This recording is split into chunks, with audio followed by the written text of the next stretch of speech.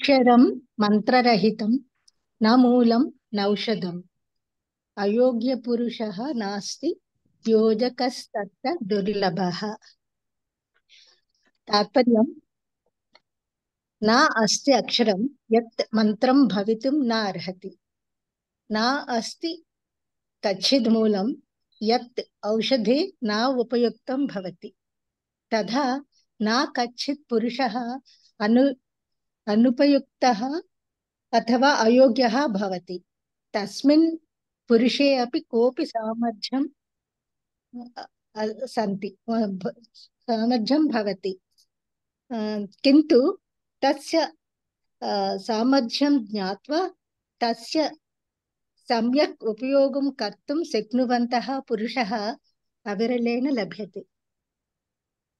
తాత్పర్యం: జగత్తులో ఏ అక్షరమైనా మంత్రరూపం కావడానికి అర్హత ఉంటుంది. అలాంటి అర్హత లేని అక్షరం లేదు.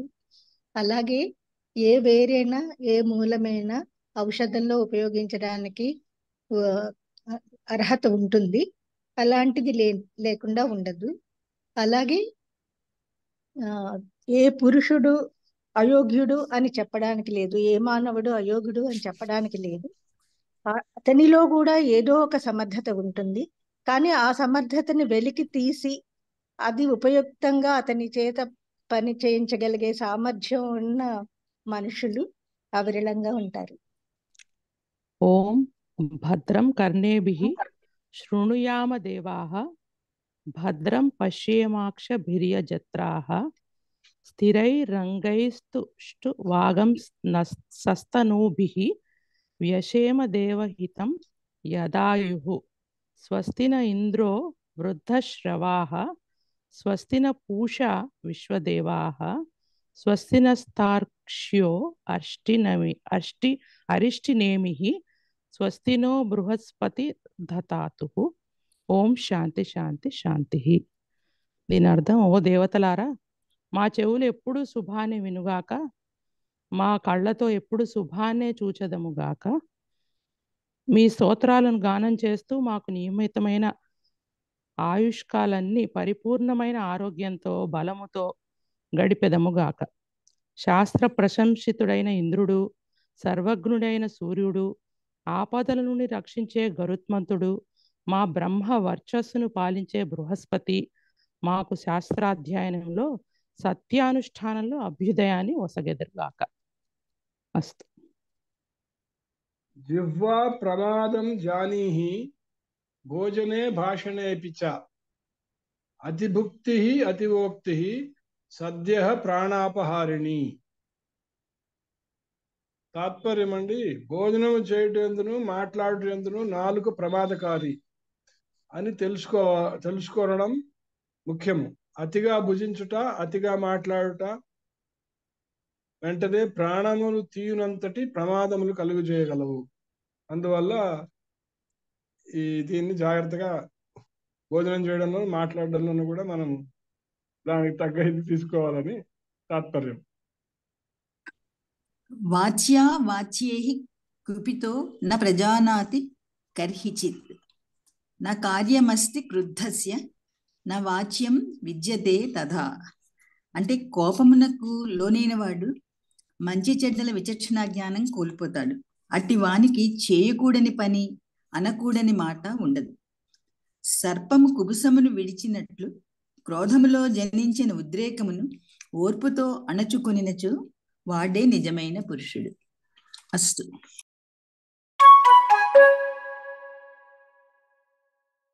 అంకము అంటే ఏమిటంటే, ఇప్పుడు మనకి నాంది ప్రస్తావన అయిపోయాయి. నాంది అంటే పూర్వరంగంలో చేసే ప్రార్థనలు అవన్నీ అయిపోయాయి. ప్రస్తావన కూడా, అంటే సూత్రధారుడు వచ్చి మనకి సూచన చేయడము, తర్వాత ప్రస్తావన, మనం భారతీయ వృత్తిని గానం చేసిన తర్వాత ప్రస్తావనలో వీధి అంకాలను ఉపయోగించుకొని దానికి ఒక ఇంట్రడక్షన్ చెప్పడం కూడా అయిపోయింది. ఇప్పుడు రూపకం స్టార్ట్ అవుతుంది. ఇది మనం డైరెక్ట్ గా అంకంతో ప్రారంభం చేయొచ్చు, లేదు అర్ధోపక్షేపకం ఏదైనా తీసుకోవచ్చు. అవసరం లేని చోట అంకం. ఈ అంకంతో ప్రారంభం చేస్తే, అంకము అంటే మెయిన్ ప్రదర్శన ప్రారంభం అయిపోతుంది అనమాట. మెయిన్ ప్రదర్శన ఎప్పుడు ప్రారంభం అవుతుంది అని చెప్పుకున్నాం అంకంతో? ఎప్పుడైతే కథలో పటుత్వం ఉంది, ఇది ప్రేక్షకుల్ని ఆకర్షిస్తుంది, నాయకుడి యొక్క ఉదాత్తతని తెలుపుతుంది అని ఇన్ని విషయాలు డెఫినెట్ గా కథా ప్రారంభంలోనే ఉన్నాయి, ప్రదర్శన ప్రారంభంలోనే ఉన్నాయి అనుకుంటే ఇంకా వేరే అర్థోపక్షేపకాలు అంటే మనల్ని అందరినీ ఉన్ముఖీకరణ చేయాల్సిన అవసరం లేకుండా డైరెక్ట్ గా అంకంతో ప్రారంభం చేయొచ్చు. అలా ప్రారంభం చేస్తే అంకం అనేది ఏ విధంగా ఉండాలి అంటే ప్రత్యక్ష నేతృచరిత బిందు వ్యాప్తి పురస్కృత అంక నానా ప్రకారార్థ సంవిధాన రసాశ్రయ. అంటే అంకము ప్రత్యక్ష నేత్రచరిత అంటే మనకి నాయకుడు మొట్టమొదటి ముఖ్యమైన వాడు. ప్రదర్శనలో నాయకుడి చరిత్రని ప్రత్యక్షంగా వర్ణించేలాగా ప్రారంభం కావాలి అంకము. ఇందులో ఏముంటుంది, మనం అర్ధ ప్రకృతులు ఉంటాయి అని చెప్పుకున్నాం. మనం పంచ అర్ధ ప్రకృతులు ఏమిటి, బీజ బిందు పతాకాఖ్య ప్రకరి కార్యలక్షణ. మీకు చెప్పాను, ఇవి చక్కగా మీరు గుర్తుపెట్టేసుకోండి, చిన్న చిన్న శ్లోకాలు. బీజ బిందు పతాకాఖ్య ప్రకరి కార్యలక్షణ. ఇందులో 5 అర్ధ ప్రకృతులు వచ్చాయి. మనం ఈ అర్ధ ప్రకృతులనే వాడుకుని కథని డెవలప్ చేస్తాం మనం ఎప్పుడు కూడా రూపకంలో. బీజం అయిపోయింది, ప్రస్తావనలో బీజం పడిపోయింది. తర్వాత తర్వాత అర్ధ ప్రకృతి ఏమిటి, బిందువు. బిందువు అంటే ఏం చెప్పుకున్నాం, మనకి కథలో కథావస్తువు పక్కకి పోకుండా జాగ్రత్తగా ఎంతసేపు దాన్ని కథావస్తువు తక్కువ కాకుండా దాని మీదనే దృష్టి ఫోకస్ ఉండేలాగా మనం ప్లాన్ చేయాలి రూపకాన్ని. ఒకవేళ అక్కడ జరిగేటటువంటి పక్క దృశ్యాల వల్ల మేజర్ కథావస్తువు, ముఖ్య కథావస్తువు పక్కకు పెడుతోంది అని అనుకుంటే దాన్ని వెతికి పట్టుకొచ్చి మళ్ళీ ట్రాక్ లోకి తీసుకురావాలి. ఎప్పుడూ కూడా మనం ముఖ్య కథావస్తువుని పక్కకి పోనివ్వకుండా కాపాడుకుంటూ ఉండాలి. ఇటువంటి అర్ధ ప్రకృతిని బిందువు అంటాము అని చెప్పాం. బీజము బిందువు. తర్వాత పతాక ప్రకృతి కార్యలక్షణ అంటే కంక్లూషన్ అన్నమాట. ఈ బిందువు అనే అర్ధ ప్రకృతి ఎందుకంటే ఇది మొదట్లో ఉన్నాం కనుక బీజం అయిపోయిన తర్వాత వచ్చే అంకంలో ఈ బిందువు అనే అర్ధ ప్రకృతిని మనం ఇక్కడ పెట్టి రూపకాన్ని డెవలప్ చేస్తాము అన్నమాట. ఇందులో ఇంకా నాటకంలో మనకి ముఖ్యంగా ఏ రసం అయితే ఆశ్రయించుకొని ఉంటుందో అంటే అంగిరసం ఏదైతే ఉంటుందో దానిని ఇందులో మనం ప్రేక్షకుడికి చూపించగలగాలి. అంటే ఈ రసం ఉంది మాది, ఈ రసానికి సంబంధించిన ప్రదర్శన అని చెప్పగలగాలి. ఆ రసానికి సంబంధించిన లక్ష్యాలు, ఏ లక్ష్యం ఉందో ఆ లక్ష్యానికి సంబంధించిన ఏ రసం అయితే మనం ప్రయోగం చేస్తున్నామో అంటే మనం ఆ రూపకంలో ఆశించినటువంటి లక్ష్యానికి సంబంధించి ఫలాని రసం అనువుగా ఉంటుంది కనుక ఈ రసాశ్రయంగా మా రూపకం ఉంటుంది అని అనిపించేలాగా మనం అక్కడ అంకాన్ని డిజైన్ చేయాలి అని చెప్పారు. ఇక్కడ వచ్చినప్పుడు రసము అని వచ్చినప్పుడు ఏమవుతుంది, మీరు ఆల్రెడీ ఇది నాట్యశాస్త్రంలో రసాలు చదివి ఉంటారు, భావాలు అనే చదివి ఉంటారు. ఈ భావాల్ని 4 రకాలుగా చెప్పారు ఆయన. అనుభావ, విభావ, స్థాయి భావ, వ్యభిచారి భావాలు. ఇది ఇక్కడ డీటెయిల్స్ అక్కర్లేదు మనకి. ఇక్కడ ఈ భావాలు పెంపొందించాలి. ఎందుకంటే ఇక్కడ ప్రధాన రసం మనం సూచిస్తున్నాం కనుక రసం ముఖ్యంగా కలిగించాల్సింది భావోద్రేకం, భావస్ఫోరకత కనుక ఈ భావాలు ఏ విధాలుగా ఉన్నాయని భరతముని మనకి చెప్పారు. ఆ భావాలని మనం వృద్ధి పొందించాలి. ఆ భావాల్ని కలిగి ఉండేలాగా రసాన్ని మనం రూపకంలో వృద్ధి పొందించాలి. ఇది అనుభావ, విభావ, స్థాయి భావ, వ్యభిచార భావాలు అని అంటాం. దీని గురించి నేను ఉత్తిన బ్రాకెట్ లో మీకు ఇవి ఏమిటి అని సూచించేటందుకు కొంచెం రాశాను. భరతుడు చెప్పినప్పుడు అండి నవరసాలు కాదు, రసాలు 8 చెప్పాడు ఆయన. అప్పటికి మనకి శాంతరసం అనేది లేదనమాట. 8 రసాలు మాత్రమే మనకు ముందు చెప్పారు. ఎందుకంటే అప్పుడు చెప్పలేదు అంటే లేదని కాదు, శాంతం లేకుండా ఎలా ఉంటుంది ప్రదర్శన. శాంతం కరుణలోకి వెళ్ళిపోతుంది అనే ఉద్దేశంతో భరతముని శాంతరసాన్ని వేరుగా చూపించలేదు. 8 రసాలనే ఆయన చెప్పారు, భరతుడు చెప్పింది. ఇవి శృంగార, హాస్య, కరుణ, రౌద్ర, వీర, భయానక, బీభత్స అద్భుతాలు. ఈ 8 రసాలు ఆయన చెప్పారు. ఒక్కొక్క రసం ఒక్కొక్క రకమైన మనకి స్ఫోరకత కలిగిస్తుంది, రస స్ఫోరకత కలిగిస్తుంది, ఒక్కొక్క మానసిక స్థితిలోకి మనని తీసుకెడుతుంది. అవి ఏమిటి, శృంగారం రతి, హాస్యం హాసము, కరుణ శోకము, రౌద్రం క్రోధము, వీరం ఉత్సాహము, భయానకం భయము, బీభత్సం జుగుప్స, అద్భుతం విస్మయము. ఈ రకమైనటువంటి మానసిక స్థితుల్ని ఇవన్నీ ఈ 8 రసాలు కలిగిస్తాయి అని చెప్పారు. ఇవన్నీ గుర్తు పెట్టుకొని మన కథాంశాన్ని బట్టి ఇక్కడ మనం ఆ రసాన్ని ఏ విధంగా ప్రదర్శన చేస్తున్నాము అనేది ఇక్కడ డిజైన్ చేసుకుంటాము అన్నమాట. సరే, తర్వాత కాలంలో శాంతం కూడా చేర్చారు. నవరసాలు అయ్యే వెరీ సూన్ ఆఫ్టర్ భరతముని అది కూడా వచ్చింది.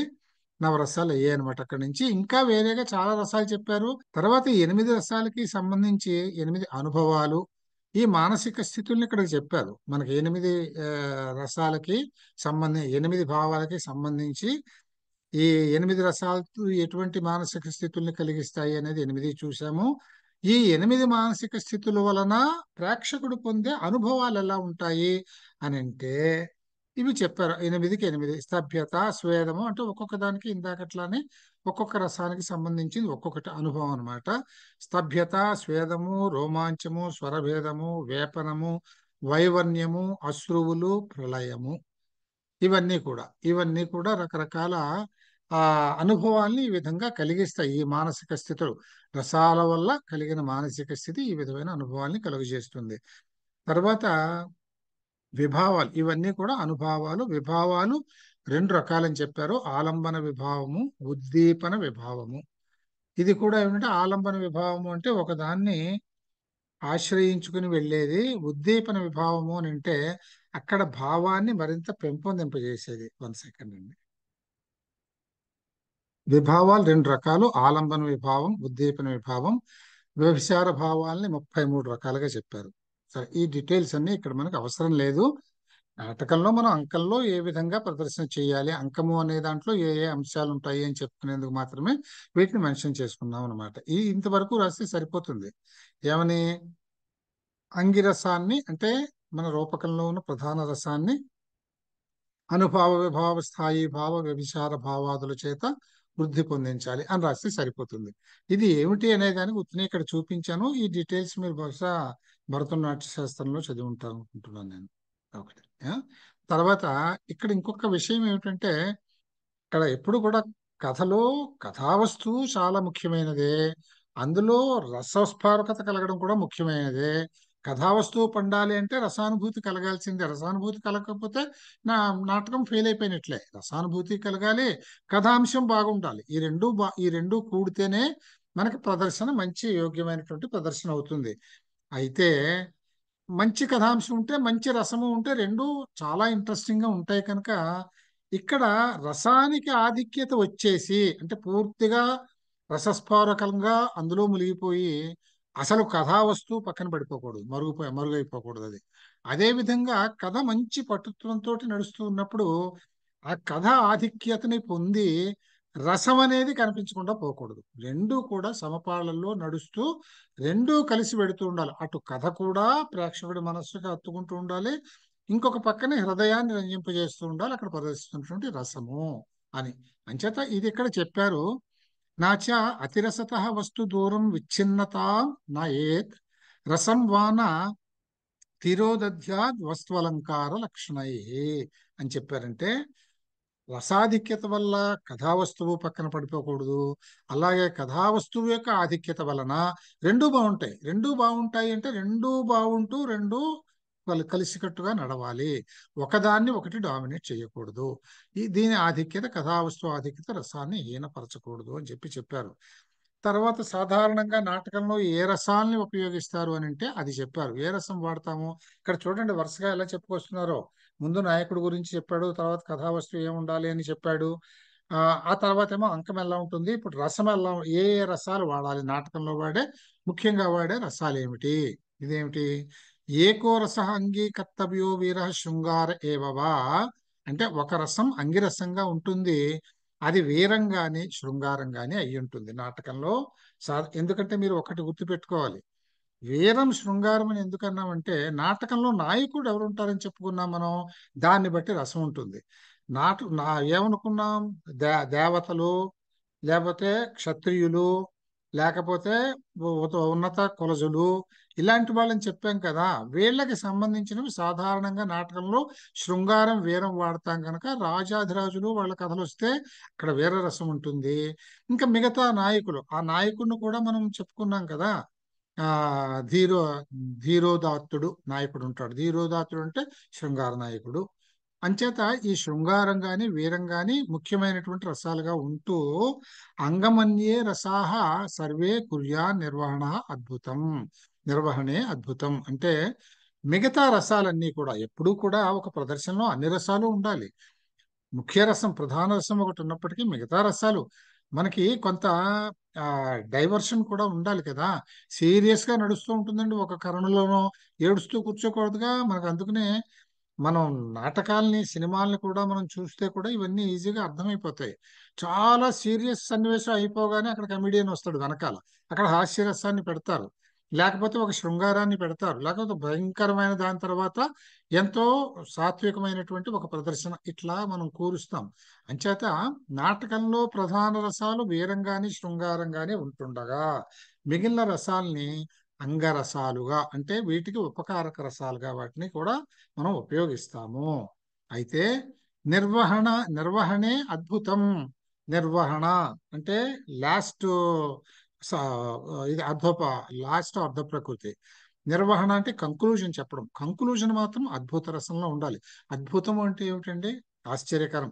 అంటే మనం ఊహించని మలుపు, డిస్క్లోజర్ అంటాం ఏదైనా కానీ. ఇప్పుడు చూడండి, మనం మ్యాగజైన్స్ లో కథలు చదివినా సినిమాలు చూసినా ముగింపు అద్భుతంగా ఉంది అని అంటాం, లేకపోతే గొప్ప మలుపు ఇచ్చాడురా ముగింపులో అంటాం.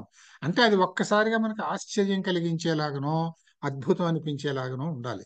అంచేత అద్భుత రసాంతోటే నిర్వహణ సంధి. పంచసంధుల్లో మనకు నిర్వహణ సంధి అంటే కంక్లూడింగ్ సంధి అనమాట. అక్కడికి వచ్చేటప్పటికి మాత్రం అద్భుత రసం. ఎలాగైతే ముఖ్య రసాలు ప్రధాన రసాలు వీరంగాని శృంగారంగాని ఉండాలో, అలాగే నిర్వహణ సంధి వచ్చేటప్పటికి అంటే కంక్లూజన్ వేళకి అద్భుతంగా ఉండాలి, అంటే ఆశ్చర్యజనకంగా ఉండాలి అని చెప్పారు. మిగతా రసాలన్నీ కూడా మధ్యలో రక్తి కట్టించడానికి అన్ని రసాలని అంగరసాలుగా మనం వాడతాము, ఇది చెప్పారు. తర్వాత రంగస్థలంలో నాటకాన్ని ప్రదర్శన చేసేటప్పుడు అంటే ఆ రోజున ఉన్నటువంటి నియమాలు, అంటే ఈ నియమాలన్నీ మరి జరిగాయా అంటే యాక్చువల్గా ఇవి ఎప్పుడు వచ్చాయండి? తర్వాత వచ్చిన నియమాలు ఇవి. మరి భాసుడు అప్పటికే చాలా నాటకాలు రాశాడు. ఈ నియమాలన్నీ వర్తించాయా అంటే లేదు. చేత ప్రాక్టికల్ గా జరిగేది జరుగుతుంది కానీ ఒక నియమాలనే ఒకటి ఉండాలిగా, వెచ్చలవిడిగా పోకుండా. ఇప్పుడు పెద్ద వాళ్ళు లబ్ధ ప్రతిష్ఠలు చేస్తే ఓకే, అదో ప్రయోగం అవుతుంది. అంతేగాని నియమాలు అనేవి లేకపోతే ఎవరు పడితే వాళ్ళు ఇష్టం వచ్చినట్ల ప్రయోగాలు చేసేస్తారేమో అన్నట్లు నియమాలు ఉంటాయి. కనుక రంగస్థలంలో ఎటువంటి అంశాలు ప్రదర్శించకూడదు అనే దానికి నియమాలు ఉన్నాయి. అవేమిటి? దూరాధ్వానం, వధం, యుద్ధం, రాజ్య దేశాది విప్లవం, సంరోధం, భోజనం, స్నానం, సురతం చ అనులేపనం, అంబరగ్రహణాదీని ప్రత్యక్షాని నా నిర్దిశేత్. ఇవి చూపించకూడదు. ఇంకా ఉంది. నాధికార విధం క్వాపి త్యాజ్యం ఆవశ్యకం నా చ. ఇది ఈ రకంగా దీనికి ఏమేమి ఏమేమి రంగస్థలం మీద ప్రదర్శించడానికి అర్హమైనవి కావు, ప్రదర్శన చేయటానికి నిషేధింపబడ్డవి ఏమిటంటే ఎందుకు నిషేధింపబడతాయండి అంటే దానికి కొన్ని కారణాలు ఉంటాయి. అంటే మనం ఆ దృశ్యాన్ని ప్రదర్శించడానికి అవకాశం లేకపోవచ్చు. మనకి ఓ గుర్రాన్ని తీసుకురావాలి, ఏనుగుని తీసుకురావాలంటే అవుతుంది, అవదు కదా. అంచేత దాన్ని ఒక ప్రదర్శింపరానివి, ప్రదర్శింపకూడనివి అనే కాదు, ప్రదర్శింపలేనివి, ప్రదర్శింపరానివి, ప్రదర్శింపకూడనివి. కూడనివి అంటే కొన్ని చెడ్డ శృంగారానికి సంబంధించి అతిగా చూపించకూడదు కదా అటువంటివి. అట్లాంటివన్నీ కలిపి ఇక్కడ రాశారు అనమాట. దూరాధ్వానం అంటే దూర ప్రయాణాలు చూపించకూడదు. వధ అంటే ఇప్పుడైతే నా సినిమాల్లో చక్కగా బ్లేడ్ పెట్టి, కత్తి పెట్టి, తలకాయని విడదీసి చేతిలో పట్టుకుని ఇవన్నీ బ్యాండ్, ఇవన్నీ చేయడానికి ఆ రోజుల్లో నియమాలు ఒప్పుకో. వధ అనేది చూపించడానికే వీల్లేదు. అలాగే యుద్ధం కూడా చూపించడానికి వీల్లేదు. అందుకనే చెప్పుకున్నాం మరి కొన్ని చోట్ల వధించడాలు యుద్ధాలను జరగకుండా కథలు ఉండవు కదా ఇతిహాసం తీసుకున్నప్పుడు. మరి ఎలా చేస్తారు అని అంటే ఆ ప్రదర్శన చేయని వాటిని ప్రేక్షకుడికి అందజేసి కథ కంటిన్యూటీ పోకుండా ఉండడానికి ఉపయోగించేవి అర్ధోపక్షేపకాలు. అక్కడే మనం అర్ధోపక్షేపకాలని అక్కడ ఉపయోగిస్తున్నాము అన్నమాట. అలాగే రాజ్య దేశాది విప్లవం, ఈ బ్యాడ్ హ్యాబిట్స్ కదా ఇవి. విప్లవం అని చెప్పేసి టెర్రరిజం అనమాట, అంతే కదా. విప్లవం పేరుతో టెర్రరిజం లాంటివి వచ్చేస్తాయి. కనుక రాజ్యానికి సంబంధించి కానీ దేశానికి సంబంధించి కానీ విప్లవాలు లాంటివి చూపించకూడదు. అలాగే సంరోధం అంటే తిరుగుబాటు, ఇది విప్లవము, ఇది కూడా తిరుగుబాటు, లాలెస్నెస్, ధర్నాలు విని. తర్వాత భోజనం చేయడం చూపించకూడదు, స్నానం చేయడం చూపించకూడదు, సురతం అంటే రతి క్రీడలు చూపించకూడదు, అనులేపనం మేకప్ చేసుకోవడాలు చూపించకూడదు, గ్రహణం, అంబరం అంటే దుస్తులు వేసుకోవడం, దుస్తులు ధరించేటప్పుడు చూపించకూడదు కదా, అంబర గ్రహణం చేసేటప్పుడు చూపించకూడదు. ఇలాంటివన్నీ కూడా ప్రత్యక్షానిన నిర్దిశేత్, ఇవి ప్రత్యక్షంగా చూపించడానికి వీల్లేదు అని మళ్ళీ కింద ఏం చెప్పారంటే నాధికారి విధం క్వాపి త్యాజ్యం ఆవశ్యకం నచ. అలాగని చెప్పేసి నాధికారి నా అధికారి వధం అంటే ఒకవేళ నాయకుడు చనిపోవడం అనేది కనుక, లేదు నాయకుడిని చంపేయడం అనేది ఉంటే అది కూడా చూపించకూడదు అని చెప్పాడు. కానీ త్యాజ్యం ఆవశ్యకం చా, అయితే తప్పనిసరిగా ఇది ప్రదర్శించకపోతే అసలు ఈ రూపకం అనేది రక్తి కట్టదో, అర్థం కాకుండా పోతుంది అని తప్పనిసరి అని అనుకుంటే మాత్రం దాన్ని విడిచిపెట్టకుండా ప్రదర్శన చేయాలి. ప్రదర్శన చేసేటప్పుడు కొన్ని దానికి సంబంధించిన నియమాలు దానికి ఉంటాయి అని మనకి ఏ అంశాలు ప్రదర్శించకూడదు అనేది చెప్పారు. తర్వాత అంకంలో ఏమేమి ప్రదర్శించవచ్చును, అలాగే ఎటువంటి పాత్రలు ఉండవచ్చును అని ఇందులో చెప్పారు. ఒక అంకంలో ఏం చూపించాలి ఇక్కడ చూడండి. ఏకాహ చరితైకార్థ మిత్తమాసన్న నాయకం అంటే ఇందులో ఆహ అంటే ఒక రోజు, ఏకాహ చరిత ఒక రోజు చరిత్ర అంటే అంకంలో ఒక రోజు మనకి కథ ఎంతైతే జరుగుతుందో మన స్టోరీ లైన్ లో ఒక రోజులో ఎంత కథా వస్తువు నడుస్తుందో అంత మాత్రమే చూపించాలి. అంతేగాని కుక్కేసి ఒక 15 ఏళ్ల వ్యవహారం ఒక్క అంకంలో చూపించకూడదు. అంకం అయిపోయి పిల్లలు పెద్దవాళ్ళు అయ్యారు అని మొదలు పెడితే అది వేరే అంకం అవుతుంది. అంతేగాని ఒకే అంకంలో చటుక్కుని మార్చేయకూడదు అనమాట. ఒక అంకంలో ఒక్క రోజుకి ఒక దినచర్య అంటే ఒక దినం నాడు జరిగేటటువంటి కథావస్తువుకి సంబంధించిన ప్రదర్శన మాత్రమే ఉండాలి.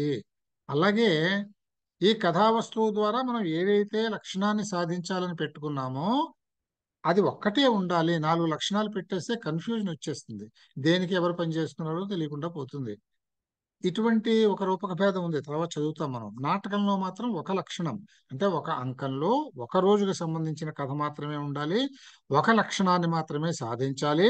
తర్వాత అంకంలో నాయకుడు తప్పనిసరిగా ఉండాలి, నాయకుడు లేకుండా అంకం ప్రారంభం కాకూడదు.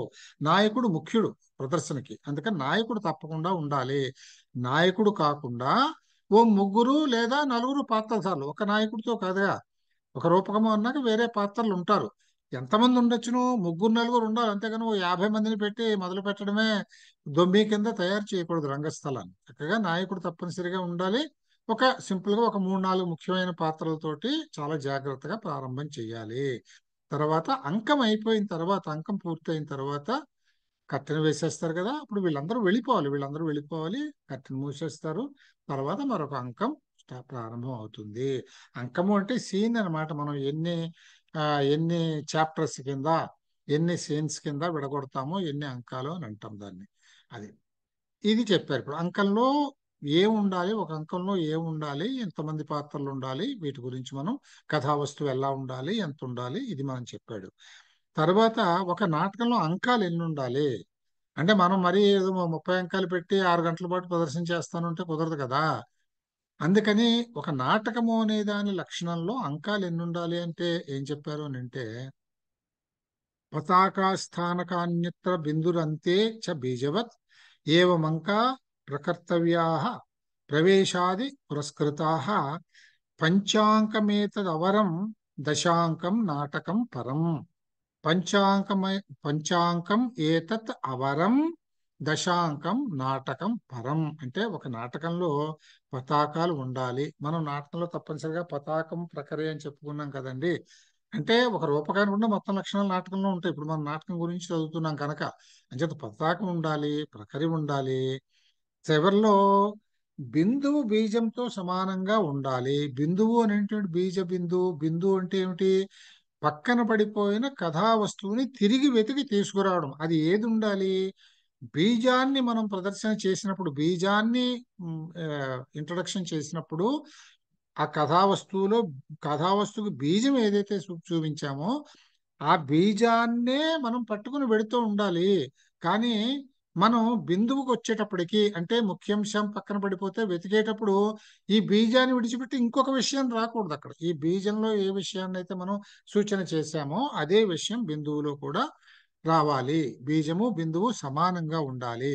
ఈ రకంగా అంకాలని తయారు చేసుకోవాలి. ప్రవేశకతో ప్రారంభం. మన ప్రవేశక ఇంట్రొడక్షన్ చెప్పుకున్నాం మనం. ఇంకా నాటకంలో ఐదు నుంచి 10 అంకాలు నాటకంలో ఉండొచ్చు. 5 అంకాలు, 6, 7, 8, 9, 10, ఈ 5 నుంచి 10 అంకాల వరకు ఉండొచ్చు. వీటికి పేర్లు ఏం పెట్టారంటే 5 అంకాలు ఉండేదాన్ని చిన్న నాటకం అని అంటాం మనం. అదే పంచ అంకం ఏతత్ అవరం. అవరం అంటే నీచము అని అర్థం అన్నమాట. ఆఖరి లీస్ట్ వెరైటీ అని. అవరం అంటే నీచం అని కాదు, చిన్నది అని మనం అర్థం చెప్పుకోవాలి. అంచేత 5 అంకాలు ఉండేదాన్ని చిన్న నాటకము అంటాం. చిన్న నాటకము అంటాం. 10 అంకాలు ఉండేదాన్ని పెద్ద నాటకము అని అంటాం. అవిజ్ఞాన శాకుంతలంలో 10 అంకాలు ఉంటాయి. తర్వాత అంటే మీకు తర్వాత వస్తుంది. ఇక్కడ ఇంకోటి ఏం చెప్పుకుంటే, ఒకవేళ 5 అంకాలు అవసరం లేదు, 4 అంకాలు 3 అంకాలు ఉందనుకోండి, అప్పుడు ఏమంటాం దాన్ని నాటిక అంటాం. అంటే ప్లేలెట్. ఇది ప్లే. నాటకము అంటే ప్లే, నాటిక అంటే ప్లేలెట్. బుక్లెట్ లాగే, అంతే, చిన్నది. అయితే దాన్ని రూపక భేదాల్లో రాదు. దాని రూపకము అనరు. రూపకాల్లో నాటకం మాత్రమే ఉంది. ఈ చిన్న వాటిని ఉపరూపకాలు అని అంటారు. అది మనకి ఒక నాటిక గురించి కొంచెం ఇంట్రొడక్టరీగా చదువుకుందాం మనం. అది సిలబస్ లో లేదు. మనకి దశరూపకాలే ఉన్నాయి తప్ప దశరూపకాల్లోకి నాటిక రాదు. నాటిక ఉపరూపకము అవుతుంది అనమాట. ఉపరూపకము అంటాం. అయినప్పటికీ ఒకసారి నాటిక గురించి కూడా జస్ట్ మనం చూడబోతున్నాము. అందుకని 5 అంకాలు ఉండేది చిన్న నాటకం, 10 అంకాలు ఉండేది పెద్ద నాటకం అని అంటాము అనమాట. ఈ రకంగా ఎన్ని అంకాలు నాటకంలో ఉండాలి అనేది చెప్పారు. నాటకం గురించి మొత్తం ఏమేమి విశేషాలు ఉన్నాయో ఆ విశేషాలన్నీ మనం ఏ విధంగా చదువుకున్నాము అనమాట. దీంతో నాటకం అయిపోయింది. నెక్స్ట్ రెండో భేదం. మొదటి భేదం నాటకం, రెండో భేదం ప్రకరణం. ముఖ్యంగా నేను మీకు 10 భేదాలు అయిపోయిన తర్వాత ఒక ట్యాబ్లో చూపిస్తాను. అప్పుడు మీకు చాలా సులభం అనిపిస్తుంది. ఇప్పుడు దేనికి దానికి వినండి. కోరిలేట్ చేసుకుంటూ కూడా అది ఎలా ఉంది ఇది ఎలా ఉంది అని ఆలోచన చేయకండి. చేస్తే కొంచెం కన్ఫ్యూజన్ వస్తుంది. వద్దు, దేనికి దానికి చదువుకుంటూ పెడదాం. లాస్ట్లో నేను మీకు ఒక ట్యాబులర్ చూపిస్తా 10ంటికి. ఆ ట్యాబులలో మనకు కంపారిజన్ కనిపించేస్తుంది. దేని నుంచి దేన్ని మనం ఎలాగ డిడ్యూస్ చేసుకుని రాసేయచ్చో సులభంగా అర్థమైపోతుంది మనకి. ముఖ్యంగా ప్రకరణానికి నాటకానికి తేడా ఎక్కడొస్తుంది అని అంటే, మనం నాటకంలో ఏం చెప్పుకున్నామండి, కథా వస్తువు ప్రఖ్యాతమైనది అయి ఉండాలి, ఇతిహాసం అంటే చరిత్రకు సంబంధించింది అయి ఉండాలి, ప్రఖ్యాతమైనది అయి ఉండాలి అని చెప్పుకున్నాం. ఇక్కడ ప్రకరణంలో ఆ విషయంలో తేడా వస్తుంది. కథాంశం విషయంలో ఏ విధంగా ఇక్కడ జరిగినది అక్కలే, ఇతిహాసం అక్కర్లే. ఈ ప్రకరణంలో చేసే ప్రదర్శనలో కథా వస్తువుని కవి సృష్టి చేస్తాడు. అంటే కవి కల్పన చేసినటువంటిది అక్కడ జరిగినటువంటిది. ప్రకరణంలో కవి కల్పన చేసినటువంటి కథావస్తువు ఉంటుంది. ఇది ఇక్కడ ఒక తేడా. ఇలా గుర్తుపెట్టేసుకోవాలి మనం. ఇది ఒక తేడా. తర్వాత కథావస్తువు గురించి మనం చెప్పాం. నాయకుడు, అక్కడ నాయకుడు మనం రాజర్షి, దివ్యుడు అది చెప్పుకున్నాం. ఇక్కడేమిటి, సెకండ్ లైన్ నాయకులు ఉంటారనమాట. దాని కింద వాళ్ళు, రాజుగారు ఉన్నారనుకోండి మంత్రి కుమారులు వాళ్ళు, అలాగే క్షత్రియుడు ఉన్నాడు అనుకోండి కింద బ్రాహ్మణుడు, అలాగే అక్కడ మా దేవతలు అలాంటి వాళ్ళు ఇందులోకి రారు. అంచేత ఫ్రంట్ లైన్ హీరోస్ కాకుండా కొంచెం సెకండరీ లైన్ హీరోస్ ఇందులో ఉంటారు.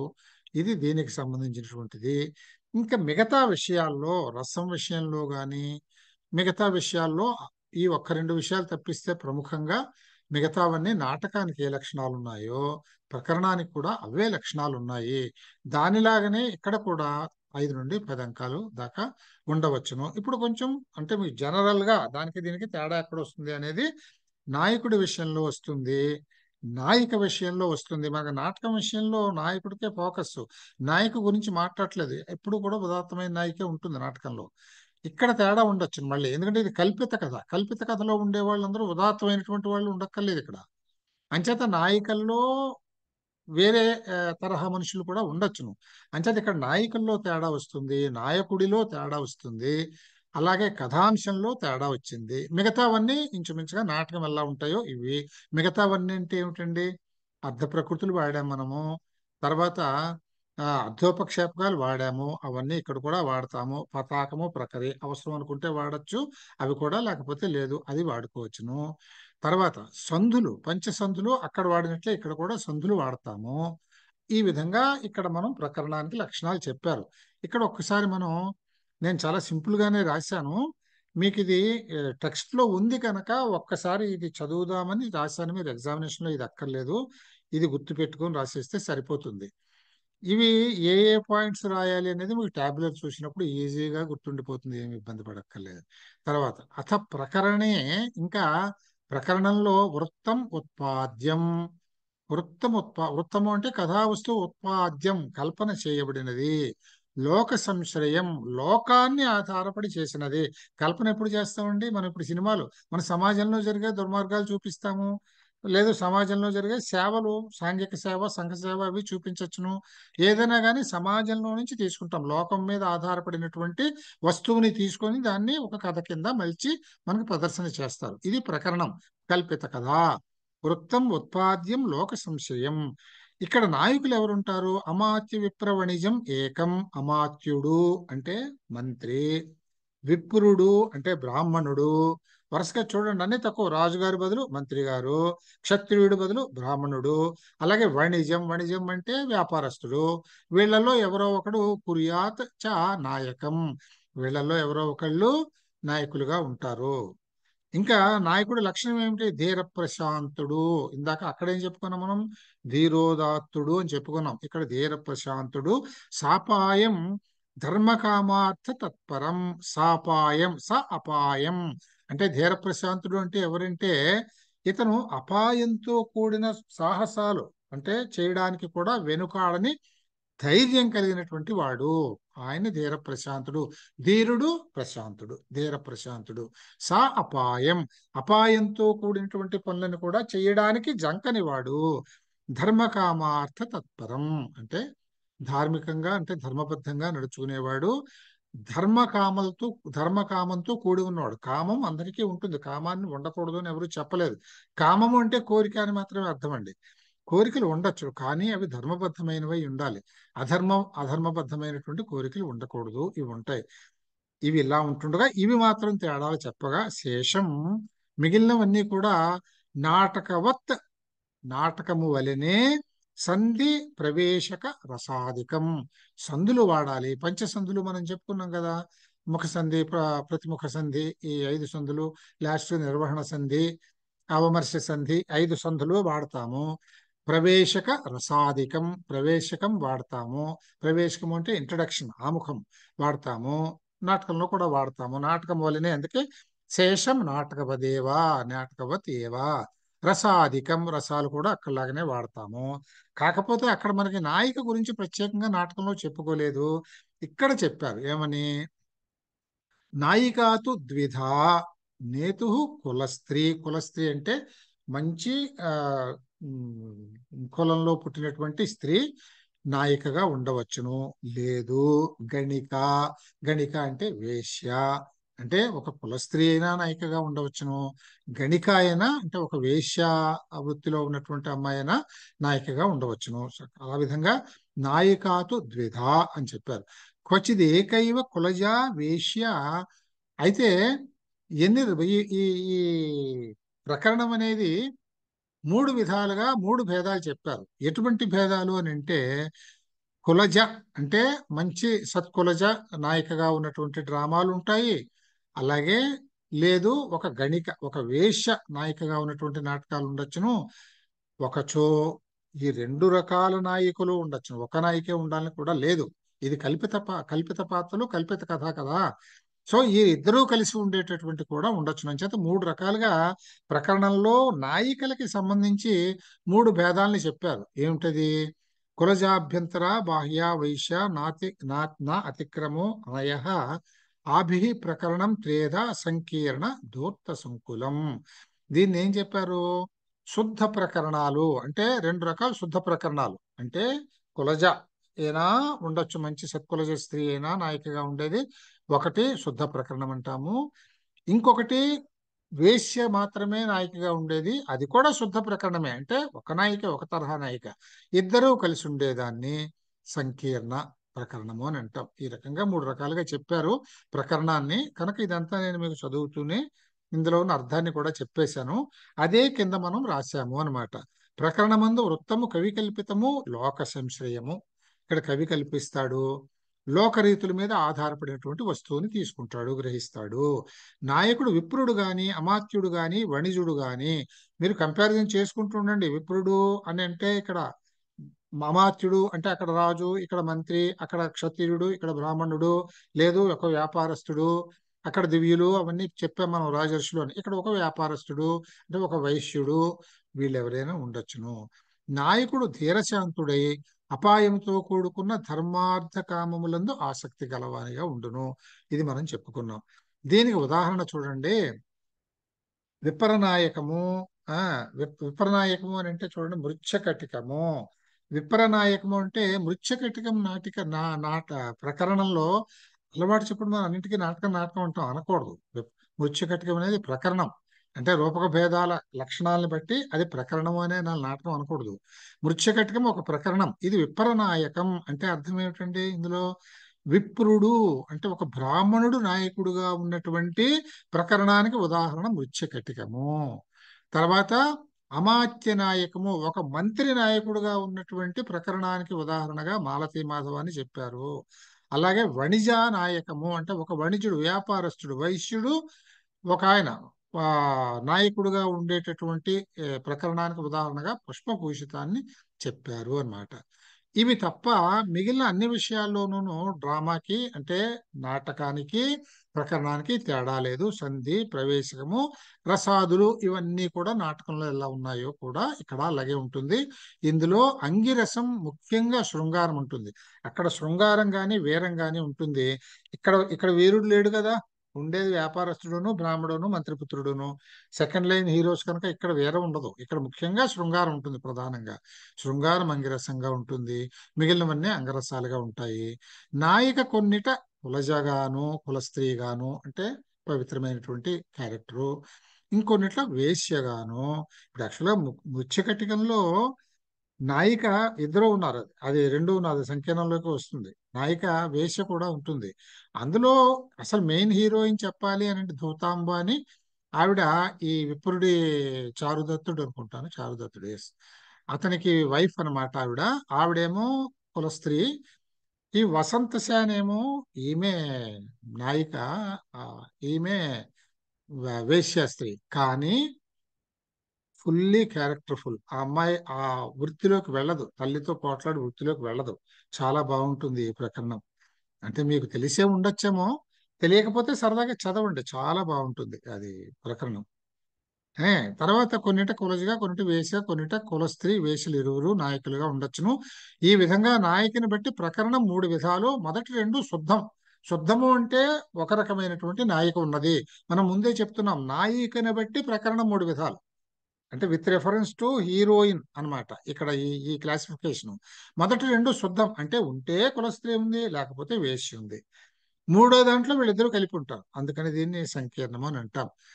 ఈ సంకీర్ణంలో ఎప్పుడైతే మనకి ఇద్దరూ కలిసి ఉన్నారో ధూర్త ద్యోతకరాది విటచేటక వ్యాప్తము అంటే ఒక వేశ్య ఉన్నది, కులస్త్రీ ఉన్నది. డ్రామా డెవలప్మెంట్ లో తప్పకుండా ధూర్తులు ఉంటారు, ఆ అమ్మాయిని ఏడిపించేవాళ్ళు, దుర్మార్గాలు చేసేవాళ్ళు, ఇటువంటివన్నీ ఇందులో ఉంటాయి.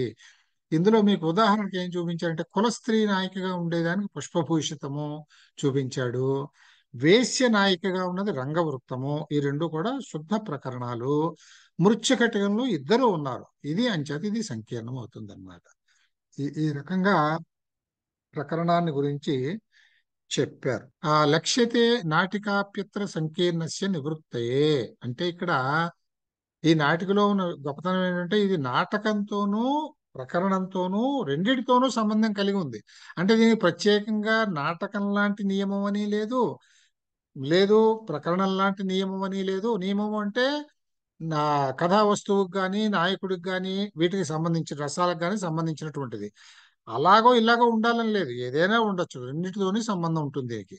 అందుకని దీన్ని సంకీర్ణమైనటువంటి ఒక ప్రక్రియ అని అన్నారు నాటికని.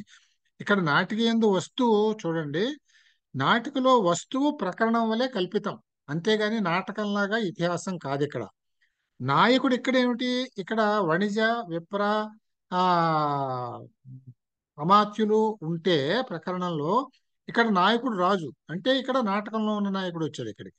సో ఈ రకంగా రెండు లక్షణాలు కలిపి ఉన్నాయి దీనికి, అందుకని దీన్ని సంకీర్ణ ప్రక్రియ అని అంటాం నాటికని. ఓకేనండి, thank you sir. Good night. Okay, sir. నమస్తే Good అండి, night. Good night.